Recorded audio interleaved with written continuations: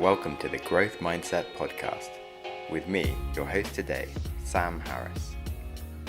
On this show, we believe anyone can achieve their dreams. We break down things like what it takes to lead explosive tech businesses, to being paid to travel the world.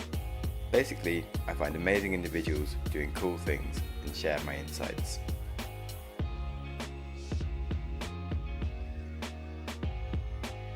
On the show today, we have Sinha, the VP of Engineering at Transferwise, one of the fastest growing fintech businesses in Europe and the world, to be honest. Before Transferwise, he was the Director of Product at PayPal, and before that, the Director of Engineering at eBay. So let's just say it's a very impressive CV, and as such, an absolute goldmine of information. So this is my first interview with someone I've never met before. It represented a much bigger personal challenge, but Harsh was a really personal guy, and that probably explains his CV.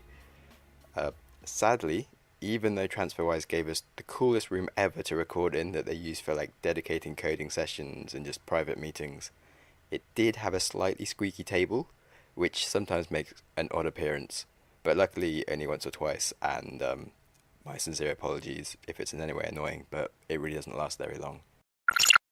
A much bigger issue that we had was the sound recording in general. My microphone was not positioned perfectly or set up quite correctly, and the sound could be better as a whole, and I'm slightly embarrassed about the entire affair and will never make the same mistakes again. So as a word of warning, if you enjoy high quality sound audio, this may not be the podcast for you, but if you enjoy insightful audio that you might have to try hard to always listen to correctly, then this will be perfect for you. So basically, listen at your own discretion and feel free to skip the entire episode if it's not good enough for you. And I'm sorry. Hello, Harsh. Welcome to the podcast. Thanks for having me, Sam. Can you quickly introduce yourself? Yeah, so I'm Harsh Sinha. I am Vice President of Engineering at Transferwise, the international money transfer platform. Before this, I was at PayPal and eBay. I spent quite a bit of time building different products. And that was in the Valley in San Francisco. Spent a few years, almost a decade there.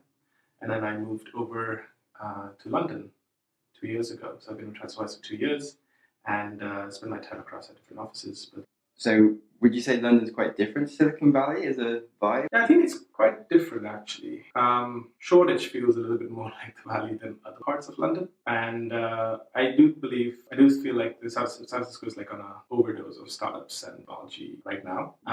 So London feels more of a balance. So you can go to different neighborhoods and care about as much startups. So do you feel a bit more relaxed and like not in such a bubble? Yeah, I do. I think it's been an interesting thing. I remember when I was joining Transferwise and I told my friends that, hey, I'm going to go and do a stint in London. A lot of my friends were like, so you want to work at a startup and you're going to London to do that? Yeah. Not in the Valley? They're like, is this possible? Exactly. Please come from not the Valley. Yeah, and they're like, and they have an office in Estonia, and where is Estonia? Some folks don't know.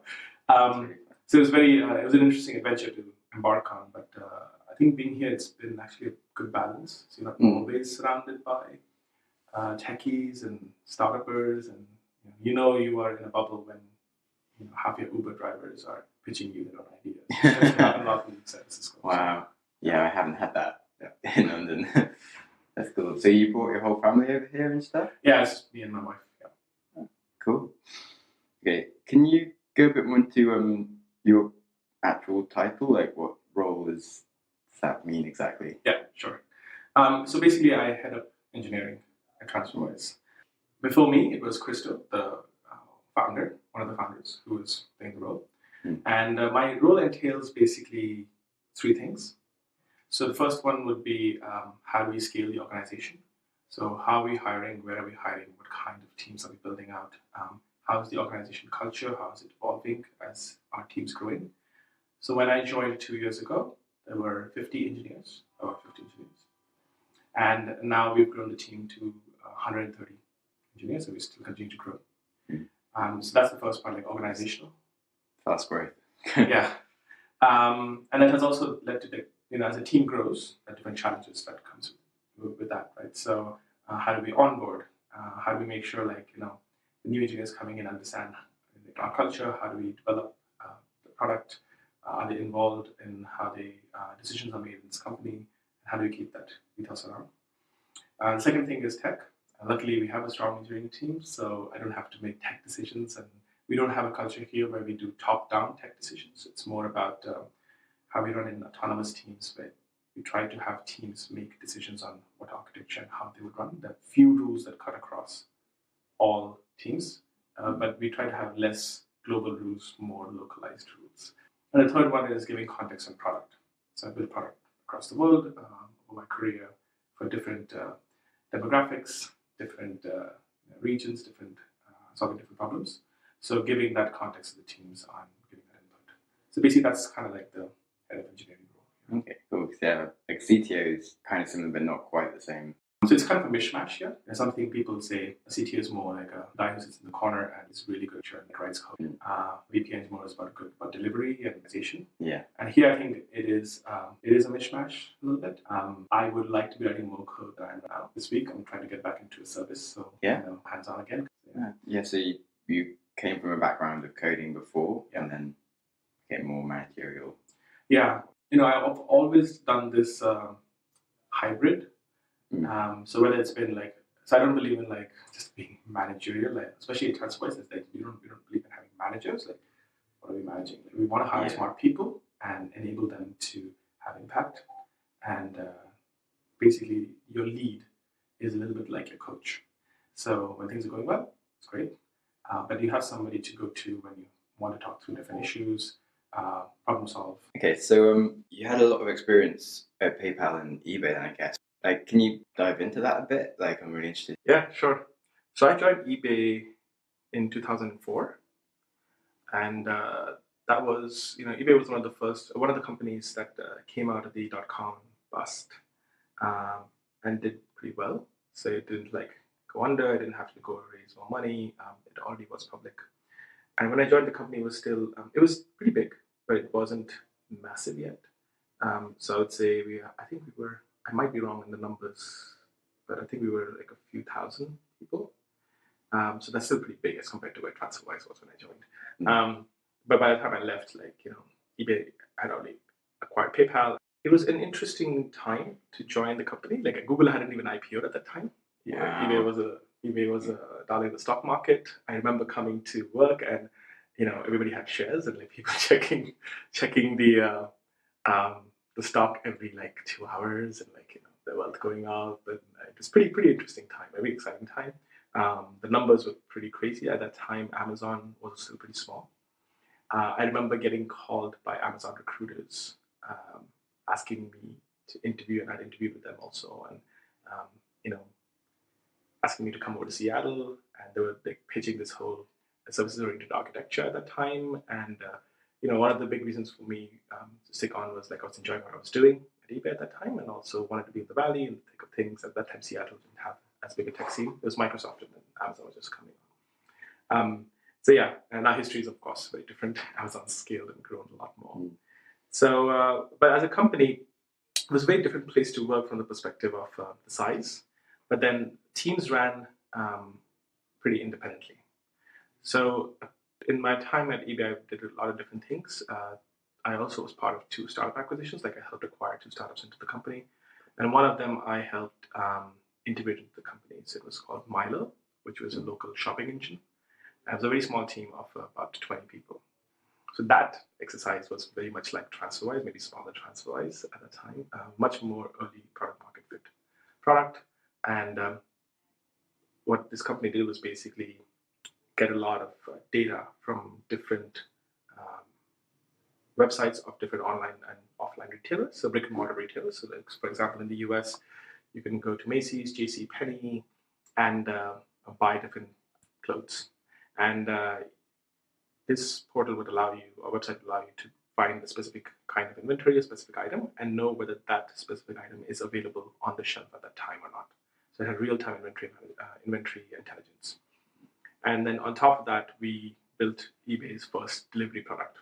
So, right on the time Uber was coming up, we built an app called eBay Now. We experimented with this where you could basically have somebody deliver you a TV to you for $5 from the closest Best Buy within an hour. What kind of date was that? What kind of timeline? Yeah. It was around 2010, 2011. Okay. So delivery had just started picking up. Yeah. So Amazon now, isn't it? Exactly, yeah. So that was, and the Google Shopping Express also came up in the Valley, doing something similar. But it was a very interesting time to be doing this. And we built this on the layer that Milo had. And we also built a pretty big infrastructure and product called Buy Online, Pick Up in Store, Click and Collect in the UK. And that was the most successful product because we learned as we iterated that people wanted to use that more. Yeah, it's really cool. Yeah, I didn't really know like half the things that go on in Silicon Valley compared to like trials and stuff. So you then went on to PayPal. Yeah. Did you come in again at a similar level of when PayPal was scaling? Yeah, PayPal was already part of eBay at that time. So PayPal went through a second IPO. Yeah. Right after I left, I was at PayPal for a short duration. So I had taken on a role where I was part of the product team, and I was leading the development of the new PayPal product, PayPal mobile apps. So iOS and Android, and also looking into how PayPal would embed their wallet and their payment mobile payment system into third parties. So, for example, Vodafone. Vodafone was seeing Apple Pay come out, and people wanting to have their payment instruments on their phone, and a lot of phone providers would want to have a similar functionality and an app already installed on their phone, so people could onboard their cards or their bank accounts and then start trying to manage them and use them. And PayPal was one had already figured this out. So white labeling that, how do we build SDKs and build APIs that other third parties could use PayPal as managing payment instruments on phones. Cool. So you weren't around during the PayPal Mafia days? No, unfortunately, I was not. No. Okay. Have you ever been interested in joining a company sort of more early days? Yeah, that was the reason I joined Transferwise at the time. If you look at my career, I've basically gone from big to small. So I've been going, every change I've done has been smaller, smaller, smaller. When I started, I worked on performance engineering and scaling the eBay APIs and websites. So things that you can't learn in college. Yeah. You get out, and then I was dropped into a team where we would get 1 billion hits a day on our search backend, and the kind of problems that you see there are just very different things that you cannot really run in a lab, right? So, and at that time, it was basically 5 companies on the planet who would see the kind of volumes, more or less. So it's at that time it was Yahoo, Google, eBay, Amazon had just started seeing that kind of volume, and then MSN or Microsoft. So those are the places that you could see this kind of volume and the performance issues that you see. So that was my first role. I spent quite a bit of time understanding different systems and how they would break, and how do we code and build for having more high availability. And then I started going more closer to a product. So I worked on eBay Motors, the local product. So every switch was to a smaller and smaller, earlier stage product. And then I came to Transferwise, which was much earlier stage than PayPal. But you guys have been scaling a lot now. Yeah. So do you feel you're more effective in a company as it is growing? Yeah, personally for me, I think it's just about skill sets. And I think one I haven't tried yet. I've done my own. I've done 2 companies on the side while I was working at eBay. Yeah. And there's a great learning experience. So I was building those later, me and another co-founder. But I think Transferwise is an interesting experience because I learned how to take a company from just Series C and where we are now. And just Series C. Yes, exactly. Which if you look at my career before that, that was public company, right? So the next step would be to try going smaller. Kind of keeping in tune with my career, maybe try something with Series B or Series A. Cool. I think for me personally, it's more about the problem solving and people I'm working with than the scale of it. And the potential is important. How much impact can I have, and can we have on the community. So I think that's important because there are enough Series A companies out there where the scope is small and the potential is small. So that was clear when I was looking for different things to do, that whatever I wanted to work on should have something that I find meaningful, have some experience in, and has potentially big impact. Yeah. So was it hard to really know what the team would be like though when you're moving from like Silicon Valley to London? Like, was it a lot of interviews that you had initially to sort of gauge everything, or were you just kind of like hit and hope, like they seem really cool? And yeah, actually, Transferwise, I say this, said this before, Transferwise and I dated for 9 months. Nice. So, there were quite a few chats I had with the founders before. Then I flew into Estonia. At that time, our team was much bigger in Estonia. The London team wasn't as big. It was like 6 people here in engineering at that time. And the team in Estonia was pretty big. And I spent 3 days and nights with the guys there working through a problem, and also while on the side getting interviewed, and then spending time for dinner and drinks with the guys. It was during one of the darkest times in Estonia in the year. It was in November, so it gave me a feeling of like what it means to be moving to Europe, especially in the winter. I had never lived before I moved to Europe. I had never lived in the cold, and when I grew up in India and then moved to San Francisco. So, it's different. So it was a long process, but it gave me the confidence of. I thought the team was very, very good, very strong. The problem that we were solving was close to home a little bit for me, given I've lived in different parts of the world, and I have family all over the world. Moving money is something for people who do that. And then it helped where as I talked to the founders, and I talked to a lot of startup founders. I'm an advisor for a few startups. Within a 9-month period, the story didn't change much. Which gave me validation that hey, things are not as fickle as it can be for small companies. So you said like one of your main priorities is building the teams and stuff. So you help them scale the London office from 6 to like 160 people now. So the total team size is, for engineering is 130, but London I believe is now at like close to 40. So all right. So we have offices in teams in Tallinn, Estonia, London, Budapest, where we started building last year, a small team in Cherkasy, Ukraine, and then we just started hiring in. Cool. So do you go out to like New York and stuff then, and all those places to help with the hiring process? Yeah, I do. I try and spend more time in Europe because that's where our bigger teams are. But yeah, for New York, I've been spending a little more time there. I also look at the US product and have inputs into that, so kind of spend time with the team there. But try to make it there like once a quarter, but more time where I can. Cool. So when you're building a team, what are the main problems you try to overcome and go into that process? Yeah. So when I got here, we had a fantastic team, but it was clear like we were moving. We had a lot more to do than the number of people we had. There were a lot of firefighting going on. Also, there was like a lot of knowledge which was like in one person's head, and it was just like how startups scale and grow, right? So there's much more to do than people. So it was clear like we need to scale the teams up pretty quickly. And when you're building a team, I think it's important to think about 2 things. One is how do you understand that the person who's coming in doesn't think that this is just another job. And the second one is, I said this before, it's hard if you hire, there's this concept of 10x engineers, and I'm not a big believer in 10x engineers. I think 10x engineers are good, like people who are very good and can do a lot of different things and like code very fast and build very fast. That's awesome. But I look for people who are good and smart, but are team players. And a lot of times in my experience, and this could be a little biased, but a lot of 10xers tend to leave their team behind and just sit in the corner and build, which is great for like short term because things can get done. But I think for the sustainability of the company and like scaling I think that actually does a lot of damage. So look for people who are more, collaborative, bring the team along. Don't introduce new technologies just because they think it's cool and it's cutting edge, but actually think about the ramifications of their co-engineers and teammates on how they would have to have a steep learning curve. Introduce stuff only when it's needed. Yeah, on that note, do you have much debate of what technologies you're going to be using going forwards? Because I know you've been using Angular and then like React's getting a lot bigger these days. Are you sort of contemplating changing and things, or are you kind of happy with your tech stack at the moment? Yeah, we're always looking at new tech and whether we should be bringing that in.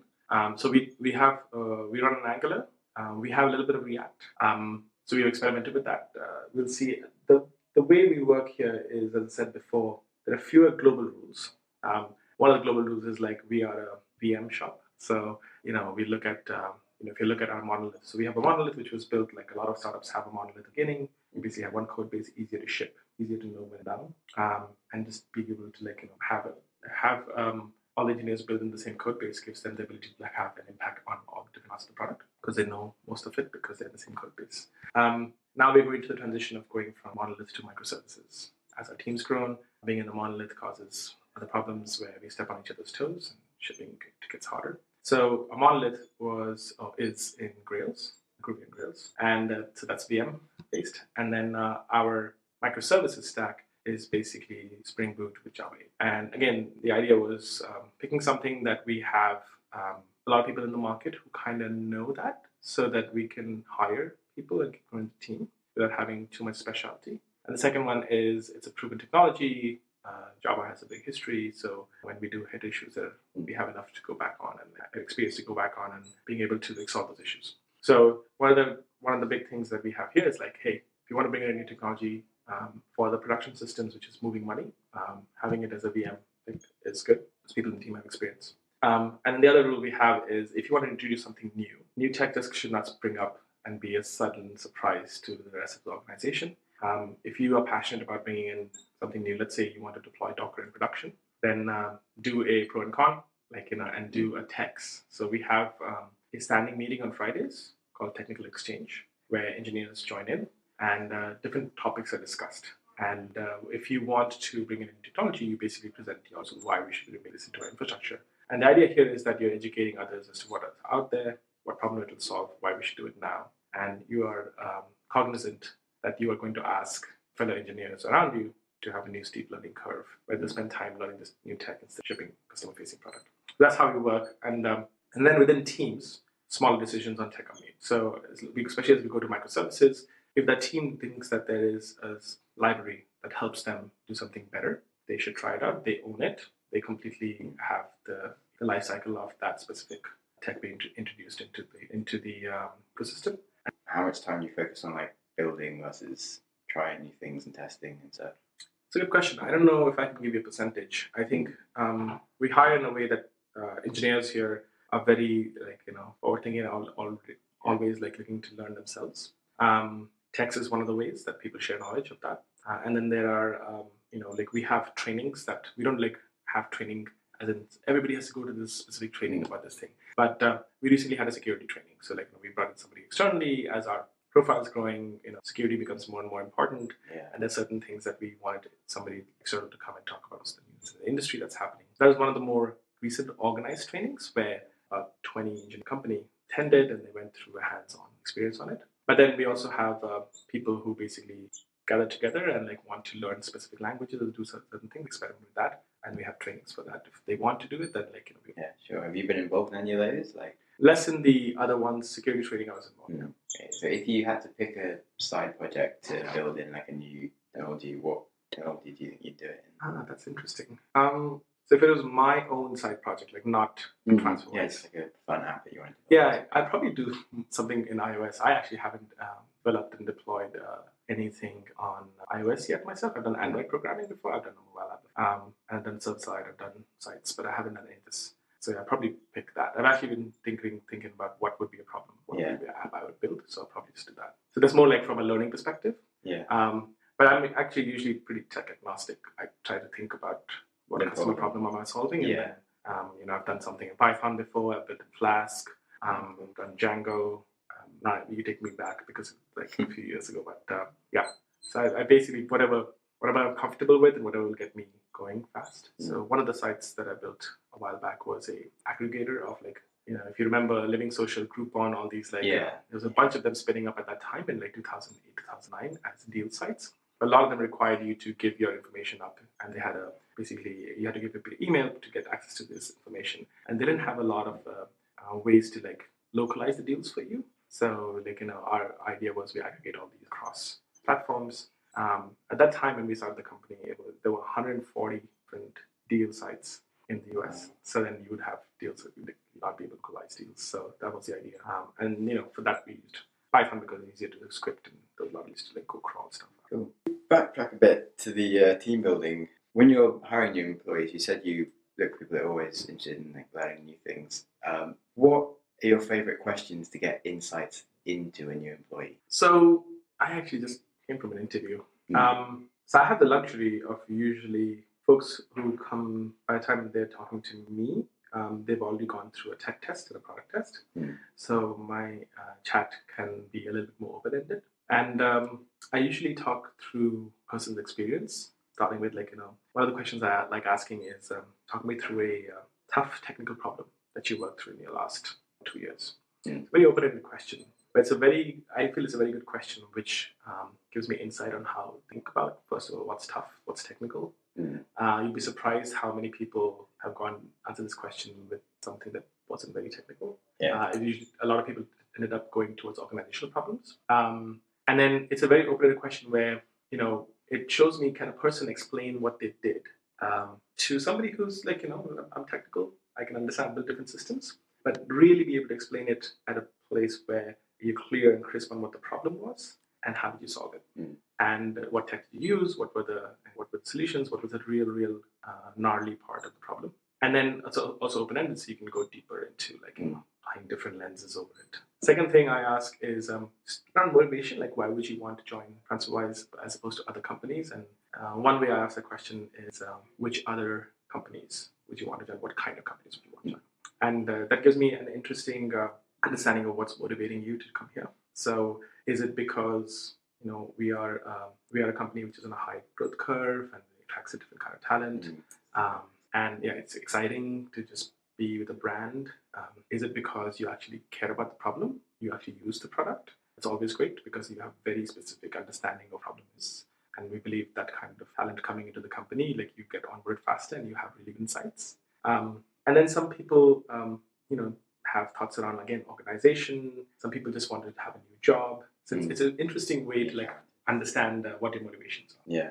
Have you found that's changed then as you guys have been scaling? Because when you first started, it was a much smaller company, and sort of the money transfer market was a much smaller online presence, whereas now there's a lot of competitors and apps that will do it. So as people answered, what's kind of the answer more like these days compared to the start? Yeah, I think definitely we had a lot more people in the earlier days who were users of a product. They knew about us because they used us. So it was interesting where they really cared about what we did and how we built it and what problem we were solving.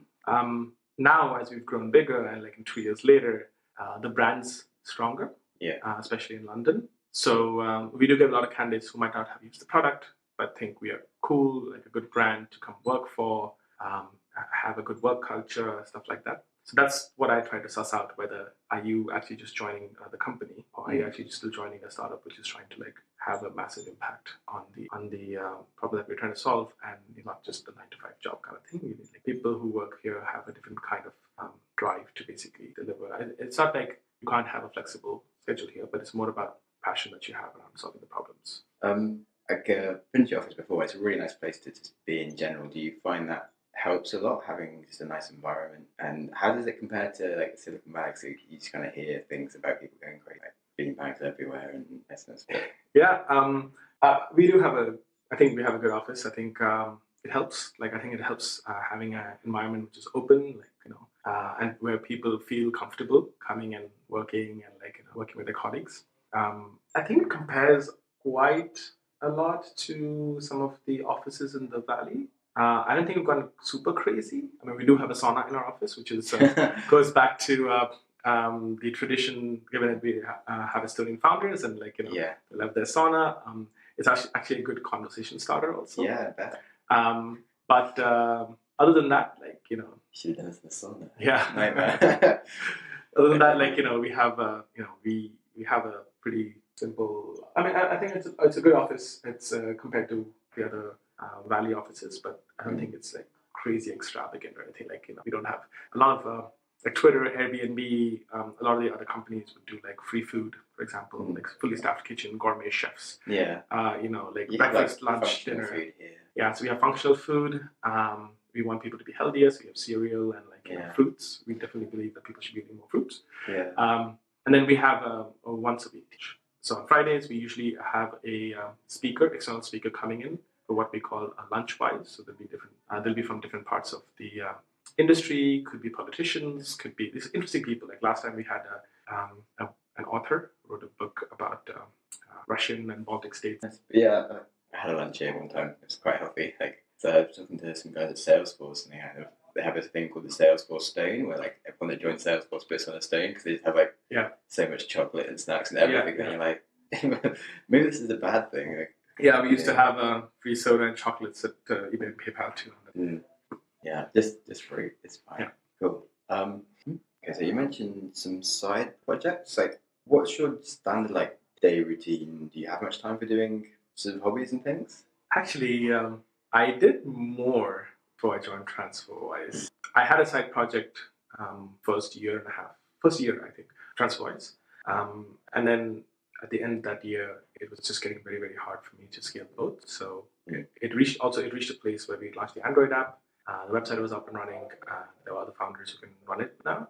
So I took a step back. And lately, I've been trying to think of like, okay, it's been a year. I'm getting a little itchy. So trying to think of, like, as I said before, maybe going building an iOS app, something meaningful. But sounds money related again, or I don't know. Actually, I probably wouldn't do it money related. I've done quite a bit of money stuff already. So I'm passionate about education. Yeah. I'm passionate also about given the political structure right now. Like, how do we have people listen to the other side of the conversation? Especially in the US. I spend most of my time there. And there's a big divide between blue and red, Democrats and Republicans. And I think a lot of that is because people kind of like tend to be in their own bubble. So you tend to pick friends who have your same so your Facebook feed is exactly. So how do you solve that problem? Because I do believe that a lot of people are grey. They're not like they're in the middle. So they can, in some things they're red, in some things they're blue. So maybe something around that. Do you have any other like hobbies? Yeah, I actually. So the way I de-stress, and my main hobby is basketball. I haven't been playing as much. I used to play 4 times a week when I was back in San Francisco. But with the travel that I have now, it's a little harder. But we have now a basketball group of people who play basketball here. Oh, cool. So on Tuesdays, I'm trying to make that game more, even though like the last few weeks I've been traveling. Yeah. And then when I'm also in different towns and different offices, like in Estonia, we've had a few pickup games before. So that's definitely one thing I really enjoy. Yeah, where do you live in London? I live, right now I live south of the river. I live near Canada Water. I used to live in Highbury. Oh, cool. I live near there. But been doing basketball with my flatmate. Oh, cool. Yeah, maybe I'll hit you up. Yeah. Well, Bermondsey. Yeah. Next stop. Yeah. Sweet. Yeah, books. Do you have any books that really interest you or have helped you along the way? Yeah, so I think there have been books that I've read along the way. Again, I hope to be reading more, but I think in the last year my reading has gone down. But I read, I think, me. How about it? Yeah. We can reach that. Cool. Okay. So yeah, for books, I hope to read more than I do right now. And last year, I think my reading has gone down a little bit. I think 1 or 2 books that I would recommend that I think had a big impact on me around how do we build teams and product was, so one of them is a pretty famous Lean Startup by Eric Ries. And then I was fortunate enough to be in an incubator when I was at Berkeley with Steve Blank, who is one of the founders of the Lean Startup movement, Original Principles. Eric Ries studied under him at Stanford and wrote the book. So Steve's got these 2 books called 4 Steps to Epiphany and Startup Owner's Manual. And all of them kind of hover around the same thing, but they have a different way of communicating it. But they talk about customer discovery and how, as engineers, it's very easy for us to build. So we take a problem and we just go and solve it without thinking about whether what we're solving is something that the market really needs. Would the customer care for it? So that's why most side projects die. And I'm a firm believer in you only have so much time, so you should be trying to put time into. I believe that I should be putting time into where it can have impact. And if you're trying to build a product, the best way to understand what you're trying to build, because you probably would be wrong. 99.9% what you come up with will be not what you will end up building. Yeah. So how do you get out of the building and talk to customers quickly and figure out what is it that you can build and what's the business model around it? So, and I think these books are very, very helpful in cutting through a lot of the other BS that's around. Gives you a framework on how to build. And on the non-work side, most of my reading is non-work. I like to travel a lot, and I really, really enjoy Bill Bryson as an author. Spent a lot of time in England and then spent time between the States and here. Especially now that I'm in Europe, he's got a lot of books in Europe. So it's actually fascinating for me to read because they're light reads, and they also are very insightful around different cultures. So, just trying to understand how different people think, different idiosyncrasies, different countries have, different people have, and reading that in a lighthearted way is good. Yeah, I'm a big history buff. So, but I tend to just pick up different articles. It's kind of weird how I read. I read through, I listen to a lot of podcasts, a lot. A few things that I always listen to is like Planet Money. Yeah. Pretty good podcast, I think. Relevant. Yeah. It's pretty it's interesting where it's not just about, hardcore money. Like they cover a wide range of topics. And I do like going through the general stuff more, like being more broad, because I think on a day-to-day we can be very deep and specific. The other one that I really like is it's interesting that I found last year called 50 Things That Changed the Modern Economy. It's like this very short podcast, like 9 to 10 minute podcast. So if you're on a train journey in London across 5 or 6 stops. If your house was burning down and you had time to take one item from your house, what item would it be? Yeah, so after everybody's been saved. Yeah, obviously not your wife. Yeah, just to clarify that. I think I'd probably go back in and grab, we have a hard drive. I guess we still do have a hard drive of photos and vacation memories and stuff. So I'd probably grab that. And while on the way out, I might, if I can, grab my passport. Yeah, that's a useful item to have. Is that because you travel a lot or just because? Yeah, I travel a lot, and I think, of course you can go back and get a new passport, but just takes a while. So, and you should have some form of identity. Being an immigrant and living in four countries, I know that identity is important. It wasn't the first thing that sprang to my mind, but I've always kind of been in Britain and not had a worry. But so you had a lot of, moving to America is a hard one. Yeah. So you had a lot of issues with that, or was it because you were hired? Yeah, I didn't have a lot of issues because I moved for school, so for college. I went to do my master's in computer science, and then I ended up working there. So I got hired to eBay, and then went through the regular immigration process for residency. So it wasn't hard, but it was long. Especially in the US, it's a very long process, especially if you come from certain countries, because the way the US immigration system works is that no matter how big the country is, like number of people, they give out the same number of residency permits across all countries. So you have an advantage if you come from a country where a lot of people are not moving to. From India or say China or Philippines and Mexico, the lines are usually long. Yeah.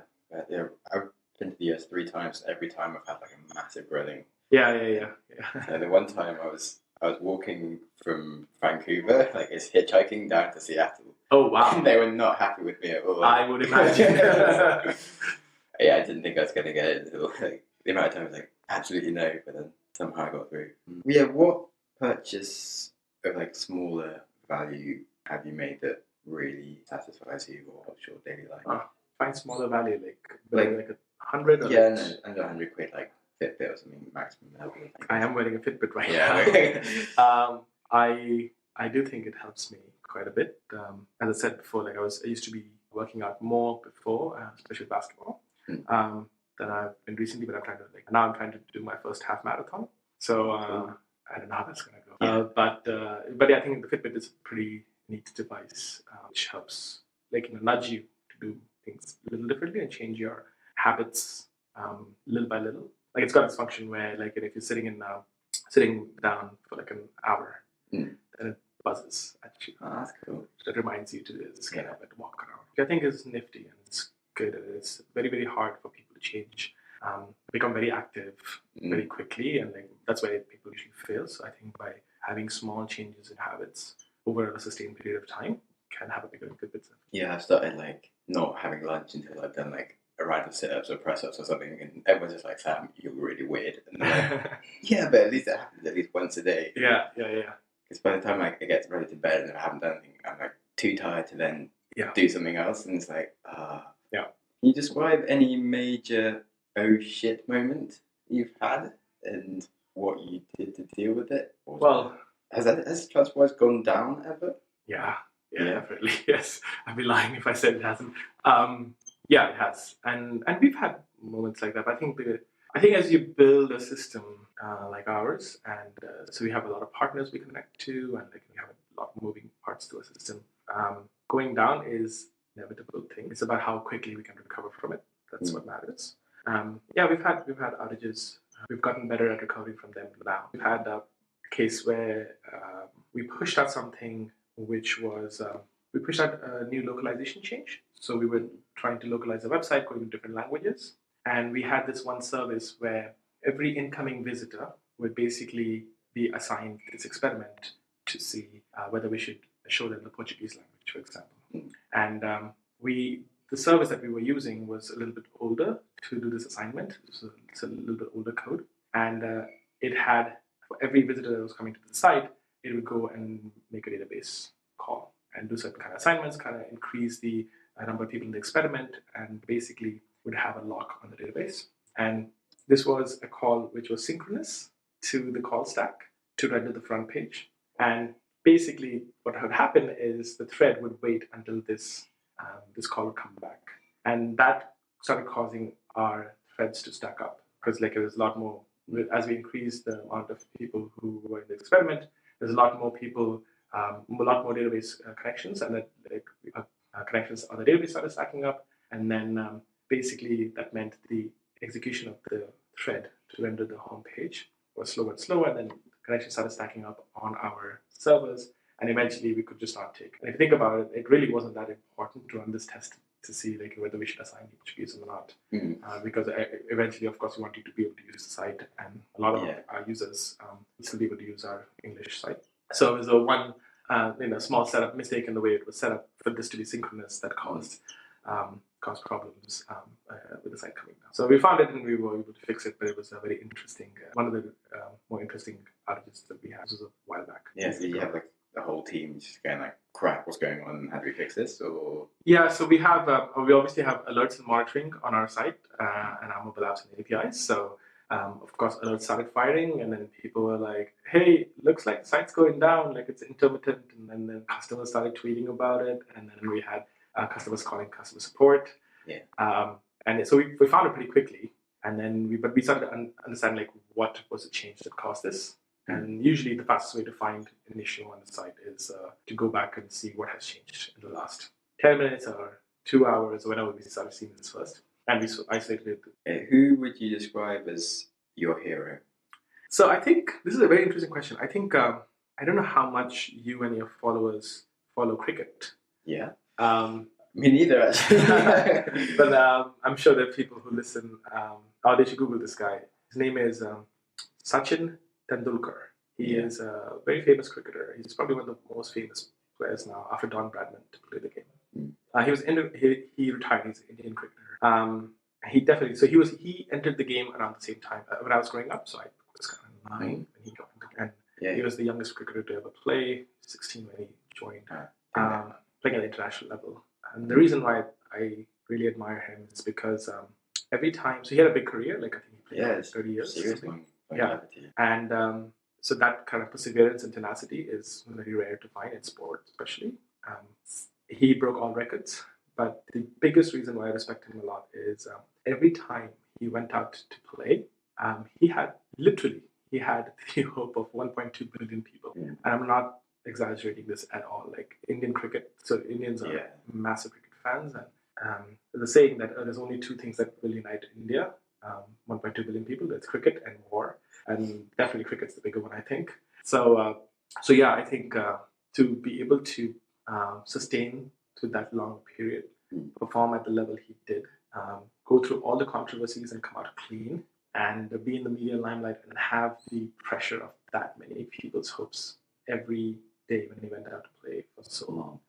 I think it requires a very interesting kind of mindset. And he's, from what I know, I've never met him, but from what I know, he's very humble. Yeah. He still lives in a very small community. Have you got any life advice for people sort of starting out, or even if they're older, like what they should be doing? Or one advice I would have, and is advice that I would give to my 22-year-old self too, is take risks earlier in life. So when you're in your 20s, it's not necessarily important to go and work for that big company, get that big first job and raise the salary. Obviously, money is important. I won't say that it's not. But I think the earlier, younger you are, especially when you're getting out of college, you probably gotta have a very simple lifestyle. You've probably shared rooms, lived off ramen, done stuff like that. I don't have a lot of worldly belongings, I would say it's a good time to like try and start your own company, take risks. And I think because as you get older, it gets harder. You have other things that you have to take care of. So I think it's important when you're younger to be able to either go and take a role which is in a company where you get a lot of experience, like wear different hats. Because over time, you will have that experience of like taking something small and then you can always go to a stable setup and be able to still have a good life. So I think taking risks at a young age is something else. Yes, people. Okay, but you should not take risks once old. Then I think it's obviously good if you could. I think it just gets harder. That's it. Yeah. For a lot of people, Just like make you the have most a of the family, and you have to be certain financially careful about certain things if you have kids. So it just gets harder. I'm not saying it's not good. Obviously, it's good, but it's just like it's easier.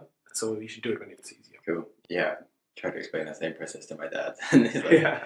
"Yeah, but you should work for a bigger company." So I'm like, "Yeah, but now they think I need to." Yeah, and I think it's getting easier and easier. Like I think even from the time I started to today, like if you think about even setting up something, it's so much easier. Like AWS, Heroku, like you don't have to have that big of bank balance to set up anything, and you can experiment a lot.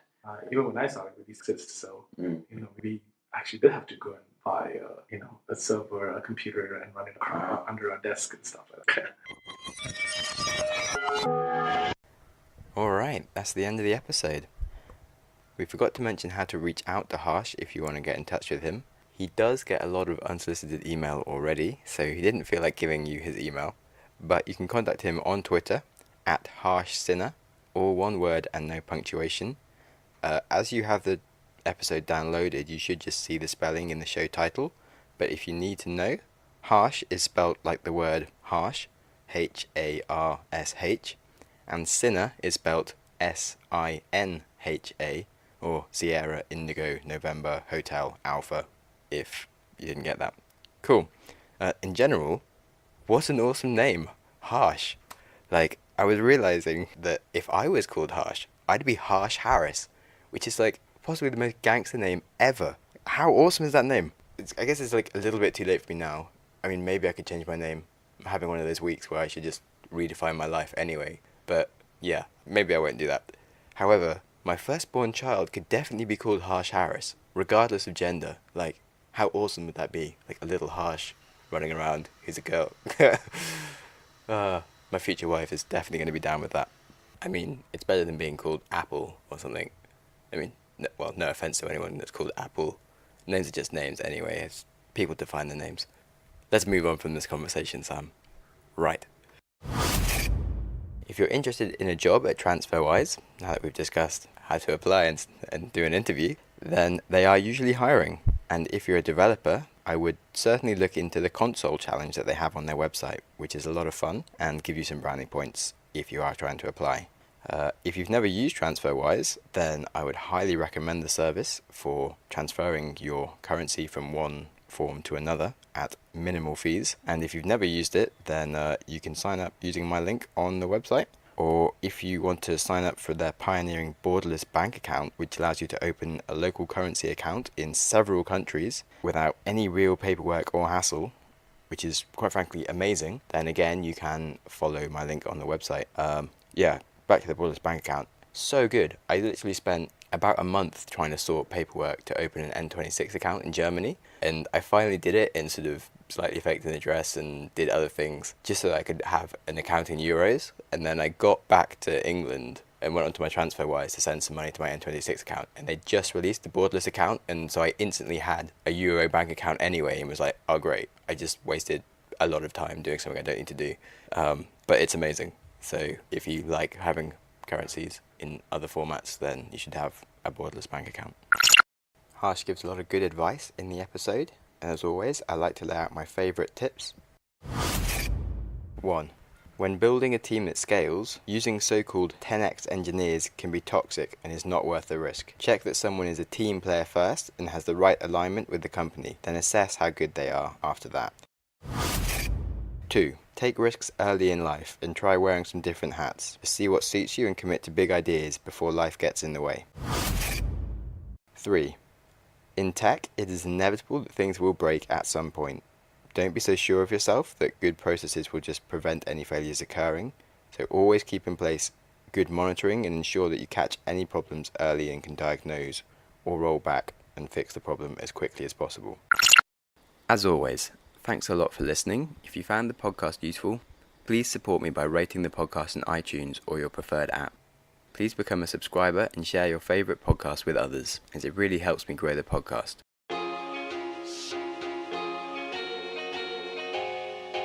I'm Sam, and this has been another episode of the Growth Mindset Podcast. I hope you enjoy your day.